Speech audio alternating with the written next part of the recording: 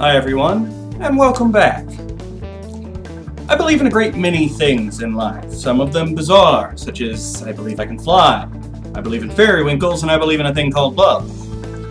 But one of my slightly less bizarre beliefs is that variety is good for the soul. Thus.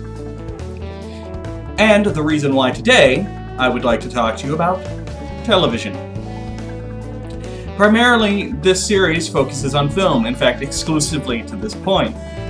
As it should. There's a great many movies out there, and it's hard to know which ones are truly hidden gems. But the same can be said of television shows.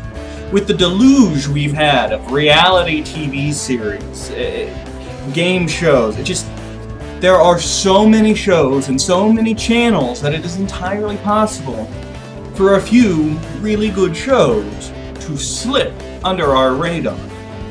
My DVD collection contains quite a few shows that only lasted one season, but it was a season of brilliance. And since variety is our theme of the day, I'm going to discuss with you two TV shows that couldn't be more different. The first show I would like to discuss with you is Jeremiah. Jeremiah. Jeremiah actually ran for 2 seasons, although the second season has a whole history all its own. Jeremiah is a post-apocalyptic, ongoing drama-type show. But this isn't your daddy's apocalypse. This wasn't nuclear war. This wasn't that kind of Armageddon. This was a virus. A swift-acting, man-made virus that killed everybody, puberty and above. Within about 3 days, the planet was wiped completely clean of adults, leaving just a world full of orphans. And our series begins, I believe, 15 years later. All of these kids have grown up. None of them had parents, trying to figure out how the world works. And of course, everything's falling apart because, these kids didn't grow up with somebody teaching them how to make electricity. They have to relearn all of this stuff. And that's where our series starts.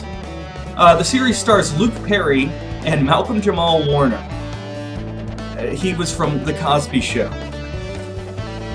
And you can't imagine a more mismatched pair to be in this serious action drama. But Luke Perry kicked some serious butt in this, and Malcolm Jamal Warner's a pretty badass too. There's not much more I can say because I don't want to start giving away the plot. But the first season is really quite spectacular. And the end of the first season starts to draw together elements from the season that you didn't even know were interconnected. Now, the creator of the show, J. Michael, and I'm going to try this one, Straczynski? JMS, who also made Babylon 5. He ended up getting into a fight with MGM around the time they were making the second season. MGM had some ideas. JMS wanted to stick to his ideas. Now, he stuck to his guns. And the second season, I believe, is even better than the first one. It is quite good. But because of those issues, the second season was never released on DVD. In fact, they canceled showing it halfway through the second season and didn't show the last half until a year later in the United States.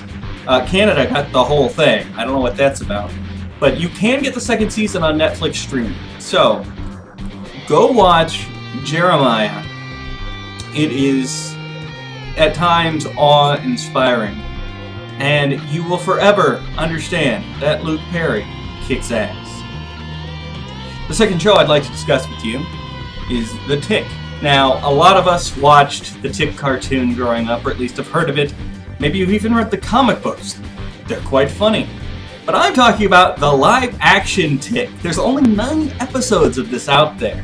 It was one of those that got bumped from time slot to time slot to time slot, and so could never find an audience, and then was canceled due to not having an audience, which happens more often than you'd think.